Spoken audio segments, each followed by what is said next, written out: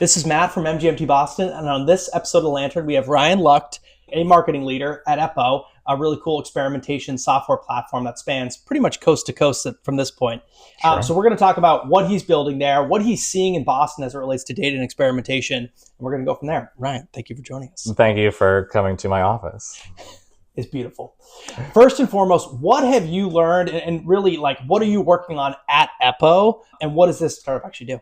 Sure. So Eppo is an experimentation platform. The classic use case that I think most people are familiar with is A/B testing, right? Maybe you're launching a new feature in your product. You want to know, is this new feature actually going to drive adoption or retention, or maybe a business metric like revenue or profit margins? You have to run an A/B test to really know. If you just look at the data before and after launch, there's a lot of confounding factors that could get in the way. That's the classic use case. There are all sorts of more advanced experiments that you can reach for when you can't do A/B tests. But Eppo really came about because the company's data stacks had evolved to the point where you didn't have to just build these tools in-house. Right. A vendor could come provide them with the data warehouse that a company already had on hand. That's where Eppo started. Amazing. And as you think about being the marketing leader, in helping this company grow, what are some of your focus areas? What have you learned as you spend your time in different areas of the business? Sure. I mean, Eppo's founding story is unique in that our CEO was a data scientist leading the experimentation platform at Airbnb and at Webflow. So it's a very by experts for experts product, or at least that was the early growth story, right? Now we serve all the personas in a company that run experiments: product growth, marketing, engineering, executives. But the marketing approach, especially early, was to lean into the technical parts of the field. So it looked like thought leadership.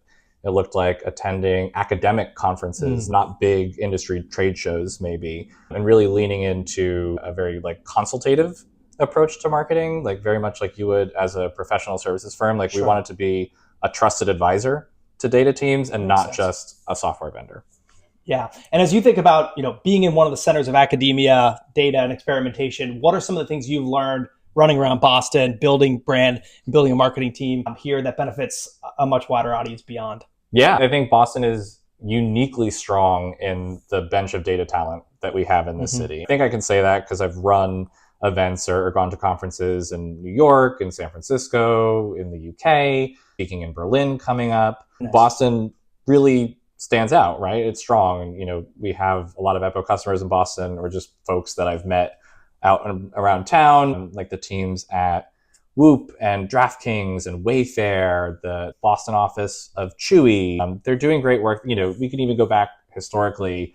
The Spotify algorithm that we all live and die by today was a Somerville startup called the Echo Nest that Spotify acquired in the early 2010s. And it has seeds in academia, of course, like a lot of our industry strengths do here. MIT Sloan has an entire Masters of Business Analytics program. Very cool. In parallel to their MBA program.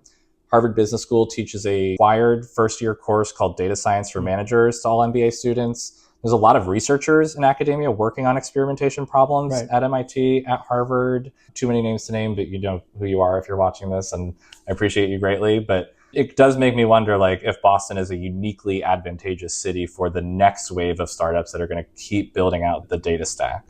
Yeah, certainly. And as you think about, some of those learning from your career, both in Boston and beyond, what are some of those things that you would key on? I would key on the difficulty in experimentation and other data projects or products at large. It's usually not tooling, right? The tooling is easy to solve for. What's really difficult is to build cultures inside an organization where data is utilized to its fullest possible extent. So very easy to go out and buy an experimentation platform like Eppo. Really hard to make it an organizational mandate that decisions are made via experiment. Yeah, that's a great point. And last but not least, how can we help you? How can we help you grow in Boston? How can we help Eppo grow in Boston? What can we do to help? Yeah, take on that challenge of building a culture of experimentation, and it'll help you more than it helps me or helps Eppo, but it is the challenge, right? So there's a great Boston company, I won't name names, but the way they built their culture, they had a director of data who every time in Slack there was a new product feature announced, he would start a thread with the PM and be like, hey, this looks awesome. Where's the experiment data telling us that this is a good idea? How do we know we should actually be launching this? And would just hammer that point over and over and over until eventually people got it and started to run experiments. And all the FANG giants are built on experimentation. Facebook, Amazon, Netflix, Google, their stories all sound very similar, right? There were a few people who really believed in experimentation. They built a beachhead, proved value, and then it grew across the org, right? It never just materialized out of thin air. So take on that challenge and be the person who's going to argue for a better way of decision making. I think that's great. This is Ryan from Eppo, Matt from MGMT Boston, and this episode of The Lantern. Thank you so much for joining us. Thank you.